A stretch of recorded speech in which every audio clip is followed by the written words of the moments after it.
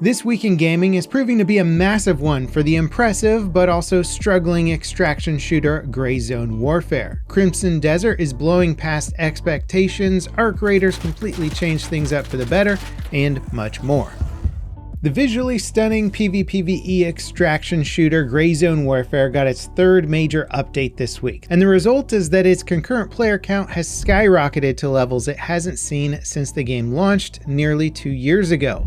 Update 0.4 Spearhead is proving to be a truly transformative patch, addressing concerns from the community and also radically overhauling the game's entire map. New points of interest have been added all throughout the open world, but that's just the tip of the iceberg. The developers have fleshed out nearly every location with new interiors and exterior detail, while also optimizing performance. In some areas, the difference is almost night and day, making the world feel far more realistic and lived in. The update isn't just a visual overhaul though, it makes extensive changes to the mission system, in-game map, vendors, equipment, and more. One of the more notable features is a new quest marker system that shows players the approximate area for mission objectives. Before this update, players had to rely on more vague descriptions and general map grid coordinates to track down objectives. Now all missions have their locations marked on the map, but the radius is still pretty large, so you're still going to have to search around a little bit. And when it comes to those returning players, the player count went from around 2,000 average to more than 30,000 following this update. Now that said, it's clear the devs have bigger things in store. The Spearhead update is part of a shift in direction to make Gray Zone more PvE focused, but the 0.5 update will reportedly evolve PvP combat to make it fairer and more fun. Right now, PvP is more of a non-stop tug-of-war over key locations like faction bases scattered around the world. The devs haven't discussed their full plan for 0.5, but it sounds like players can expect a hideout mechanic, crafting, and other changes that will make PvP feel more spontaneous. The open-world single-player RPG Crimson Desert has sold over 4 million copies despite early reviews criticizing the depth and mission design. The game also had a pretty rough launch in several key areas. The lack of Intel GPU support was announced just hours before release. The devs also revealed that it would use the controversial de novo DRM software only a week before launch, and players discovered generative AI artwork once the game went live. There was also widespread complaints about the game's clunky controls. Despite all of that though, the game is proving to be both a critical and commercial success. Both the scope and detail of the world has impressed players, making them feel like they can always discover something new and crazy no matter where they go. The devs have stayed on top of complaints, issuing multiple patches to address bugs and control issues. They also started removing the AI art, which had been used for collectible paintings players could find throughout the world. The latest update for the world's most social extraction shooter Arc Raiders has taken things up several notches. Flashpoint adds a new map condition called Close Scrutiny, which introduces Arc Assessors as high-value loot platforms, but they're guarded by the game's tough new enemy, the Arc Vaporizer. This has basically become the new endgame for Arc Raiders, with players using the game's most powerful weapons to try and survive against these incredibly challenging vaporizers.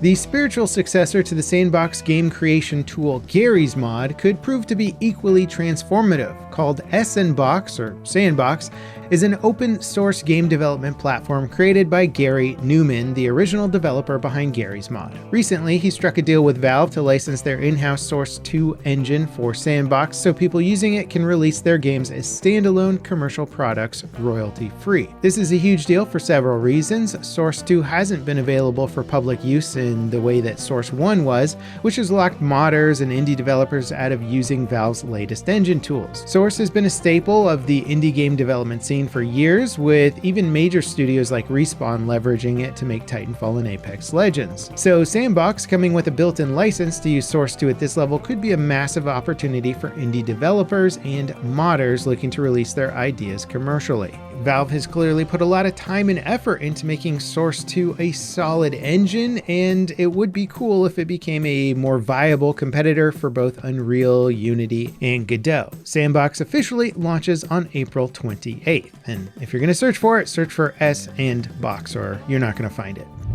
Naughty Dog's Last of Us Part 2 multiplayer spin-off was apparently 80% finished before the entire project was scrapped. This information comes from former developer Vinit Agarwal. Agarwal left the studio in 2025 and recently gave an interview discussing his time there. The cancellation was announced in December of 2023, with Naughty Dog essentially saying that releasing it would have prevented the studio from continuing to make the single-player, story-driven games that it's known for. The multiplayer game was supposed to be a live service title that would complement the franchise's story with new characters, storylines, and gameplay. According to Agarwal, he was told about the cancellation just 24 hours before the announcement went public. He said the game had been in development for 7 years.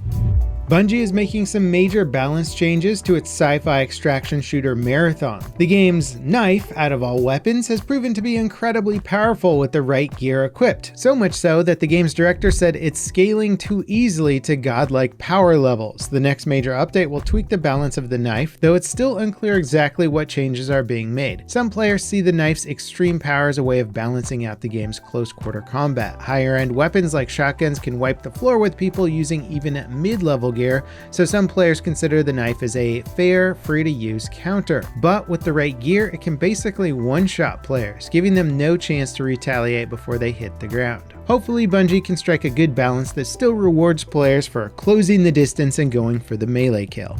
Leaks are suggesting that Sony is preparing developers for PlayStation 6 hardware. According to YouTuber Moore's Law is Dead, Sony is telling game developers that it's sunsetting PlayStation 4 features this spring and is preparing cross-gen software development kits intended to scale with future console generations. There's also rumors suggesting that the PlayStation 6 will favor power efficiency and game optimization over raw performance so that it can potentially support handheld gaming, though that handheld system may end up being its own separate device rather than part of the home console itself. Perhaps Sony has taken a note out of Nintendo's book and seeing if they can switchify their next console. Right now, it seems unlikely that any PS6 related news will be officially announced until at least next year. That's assuming that Sony can even secure the manufacturing capacity its next-gen console needs, given the intense RAM and shortage demands created by AI data centers.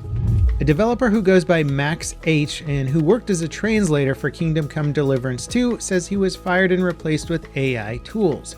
He worked at Warhorse Studios for 3 years as one of the 2 full-time employees handling translation and localization work so that the game could be released in international markets. But he says the studio held a meeting with him last Friday and told him his position was being replaced by AI tools, effectively ending his role. And while AI translation tools have become popular for everyday tasks like quickly translating websites or news articles into different languages, their widespread use at the commercial level has certainly led to some controversy because of the obvious errors that generally human translators would catch. Nonetheless, localization seems like one of the top job markets that AI is going to start impacting in the coming years.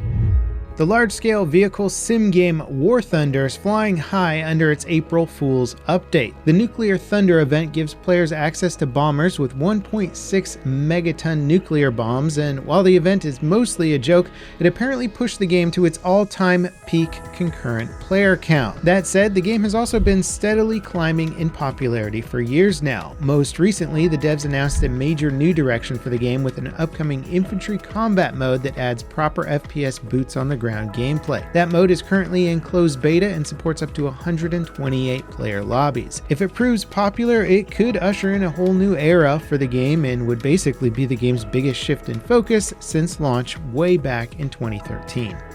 Now, if you want to see some behind the scenes for game development, check out my latest devlog for C-Beams. We're on a quest to find a publisher, and there's a lot of interesting pros and cons that need to be weighed before making that choice. As always, guys, thank you so much for watching, and I'll see you next time. This is Level Cap, signing off.